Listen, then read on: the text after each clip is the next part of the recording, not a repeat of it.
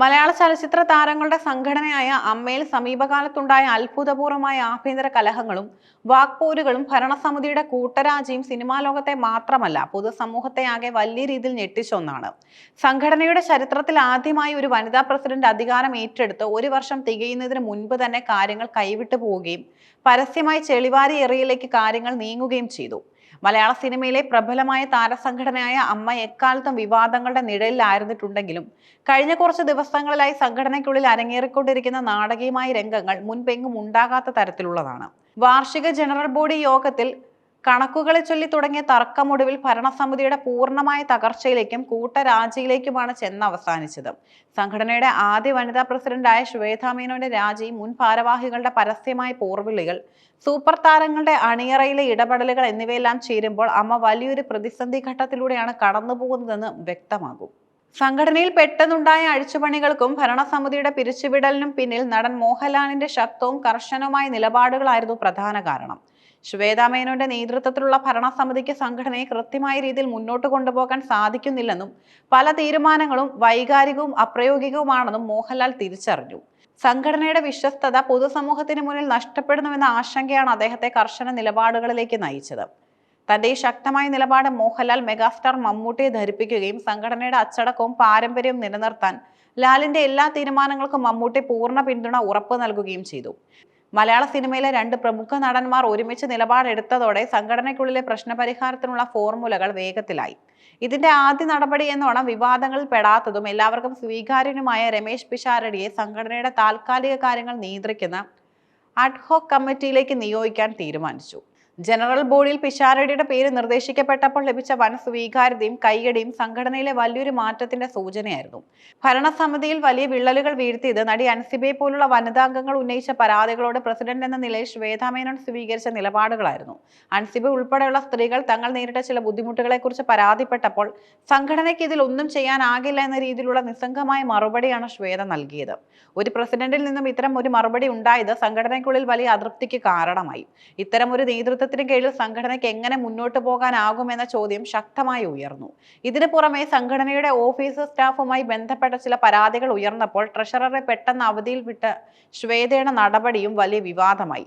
മുതിർന്ന നടൻ ജഗദീഷ് ഈ നടപടിയെ കടുത്ത ഭാഷയിലാണ് വിമർശിച്ചത്. ശ്വേതയുടെ ഈ തീരുമാനം വെറും ആനമണ്ടത്തരമാണെന്ന് വിശേഷിപ്പിച്ച ജഗദീഷ് ഇത്തരം വൈകാരികവും ചിന്താശൂന്യമായ തീരുമാനങ്ങൾ സംഘടനയെ പൊതുസമൂഹത്തിന് മുന്നിൽ നാണക്കേടിലാക്കിയെന്നും തുറന്നടിച്ചു. പഴയതുപോലെ നേതൃത്വം പറയുന്നത് കേട്ട് മിണ്ടാതിരിക്കുന്നവരല്ല ഇന്നത്തെ തലമുറയിലെ അംഗങ്ങളെന്നും തെറ്റുകൾ കണ്ടാൽ ചോദിക്കേണ്ടത് ചോദിക്കുമെന്നും അദ്ദേഹം വ്യക്തമാക്കി. കുറ്റാരോപിതരായ വ്യക്തികൾ സംഘടനയെ നയിക്കാൻ പാടില്ലെന്ന കാര്യത്തിൽ തനിക്ക് വ്യക്തമായ ധാരണയുണ്ടെന്നും ജഗദീഷ് കൂട്ടിച്ചേർത്തു. കാക്കനാട് ചിറ്റിലപ്പള്ളി സ്ക്വയറിൽ വെച്ച് നടന്ന അമ്മയുടെ ജനറൽ ബോഡി യോഗമാണ് എല്ലാ പൊട്ടിത്തെറികൾക്കും സാക്ഷ്യം വഹിച്ചത്. സംഘടനയുടെ വാർഷിക റിപ്പോർട്ടും അതുമായി ബന്ധപ്പെട്ട സാമ്പത്തിക കണക്കുകളുമാണ് യോഗത്തെ യുദ്ധക്കളമാക്കിയതും. ഏകദേശം 60 ലക്ഷം രൂപയുടെ കണക്കുകളിൽ വലിയ രീതിയിലുള്ള പിഴവുകളും അവ്യക്തതകളും ഉണ്ടെന്ന് മുതിർന്ന അംഗങ്ങളായ സിദ്ദിഖ് ബാബുരാജ്, ഇടവേള ബാബു, രഞ്ജി പണിക്കർ എന്നിവർ ചൂണ്ടിക്കാണിച്ചു. ഈ 67 ലക്ഷം രൂപയുടെ കണക്ക് കൃത്യമായി സംഘടനയിൽ ബോധിപ്പിച്ചിട്ടില്ലെന്നും വാർഷിക റിപ്പോർട്ടിന്റെ സാമ്പത്തിക ഉത്തരവാദിത്തം ഏറ്റെടുക്കാൻ കഴിയില്ലെന്ന് ആ ഭരണസമിതിയിലെ ട്രഷറർ തന്നെ വ്യക്തമാക്കിയതായും ബാബുരാജ് ആരോപിച്ചു. കണക്കുകളിൽ സുതാര്യതയില്ലെന്ന വിമർശനം ശക്തമായതോടെ ജനറൽ ബോഡിക്ക് റിപ്പോർട്ട് പാസാക്കാൻ കഴിഞ്ഞില്ല. പരസ്പര കുറ്റപ്പെടുത്തലുകളും തർക്കങ്ങളും അതിരുവിട്ടതോടെ ശ്വേതാ മേനോന്റെ നേതൃത്വത്തിലുള്ള ഭരണസമിതി ഒന്നടങ്കം രാജിവെക്കാൻ നിർബന്ധിതരാവുകയായിരുന്നു. ജനറൽ ബോഡിക്ക് ശേഷം കടുത്ത അമർഷത്തോടെ പുറത്തിറങ്ങിയ ശ്വേതാ മേനോൻ മാധ്യമങ്ങൾക്ക് മുന്നിൽ സംഘടനയിലെ പ്രമുഖർക്കെതിരെ ഗുരുതരമായ ആരോപണങ്ങളാണ് ഉന്നയിച്ചത്. താൻ അമ്മയുടെ പ്രസിഡന്റ് സ്ഥാനം മാത്രമല്ല സംഘടനയിലെ പ്രാഥമിക അംഗത്വം കൂടിയാണ് രാജിവെക്കുന്നതെന്ന് അവർ പ്രഖ്യാപിച്ചു. ശ്വേതാ മേനോന്റെ പ്രധാന ആരോപണങ്ങൾ ഇവയായിരുന്നു. ചില പ്രമുഖരുടെ കയ്യിലെ വെറും പാവകളായി നിന്നുകൊടുത്താൽ മാത്രമേ ഈ സംഘടനയിൽ ഭാരവാഹിയായി തുടരാൻ കഴിയൂ. താൻ ഒരു പാവയാകാൻ തയ്യാറല്ലാത്തത് കൊണ്ടാണ് രാജിവെക്കുന്നത്. താൻ പദവിയിലെത്തിയ ആദ്യ ദിവസം മുതൽ തന്നെ ചിലർ വ്യക്തമായ അജണ്ട വെച്ച് തന്നെ പുറത്താക്കാൻ ശ്രമിക്കുകയായിരുന്നു. മിക്ക അംഗങ്ങളെയും നിർബന്ധിച്ച് പിടിച്ചുകൊണ്ടുപോയാണ് തനിക്കെതിരെയുള്ള അവിശ്വാസ പ്രമേയത്തിൽ ഒപ്പുവെപ്പിച്ചത്.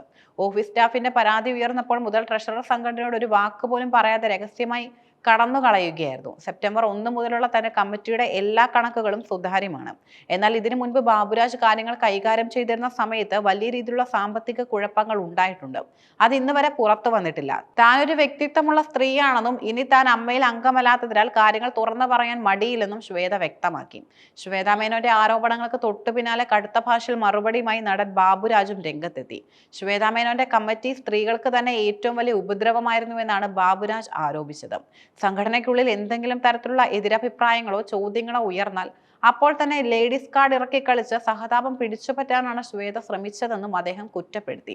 താൻ ഭാഗമായിരുന്ന അഡ്ഹോക് കമ്മിറ്റിയുടെ എല്ലാ കണക്കുകളും കൃത്യമായി നൽകിയിട്ടുള്ളതാണെന്നും കുറ്റാരോപിതരുടെ കൈകളിലേക്ക് സംഘടനയെ ഏൽപ്പിക്കാൻ ശ്രമിക്കുന്നുവെന്ന ശ്വേതയുടെ വാദം തെറ്റാണെന്നും ബാബുരാജ് പറഞ്ഞു. അൻസിബി പോലുള്ള സ്ത്രീകൾ പരാതിപ്പെട്ടപ്പോൾ ഒരു പ്രസിഡന്റ് എന്ന നിലയിൽ അത് കേൾക്കാനും പരിഹരിക്കാനും ശ്വേത തയ്യാറായില്ലെന്നും അങ്ങനെയുള്ള ഒരാൾക്ക് എങ്ങനെ സംഘടനയെ നയിക്കാൻ കഴിയുമെന്നും ബാബുരാജ് ചോദിച്ചു.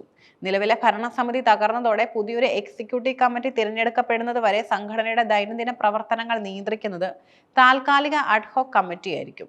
വിവാദങ്ങൾക്കിടയിലും സംഘടനയുടെ തലപ്പത്തേക്ക് മോഹൻലാൽ നേരിട്ട് വരണമെന്ന ആവശ്യം ഒരു വിഭാഗം അംഗങ്ങൾക്കിടയിൽ ശക്തമാണെങ്കിലും അദ്ദേഹം അതിന് തയ്യാറല്ലെന്നാണ് ലഭിക്കുന്ന വിവരങ്ങൾ.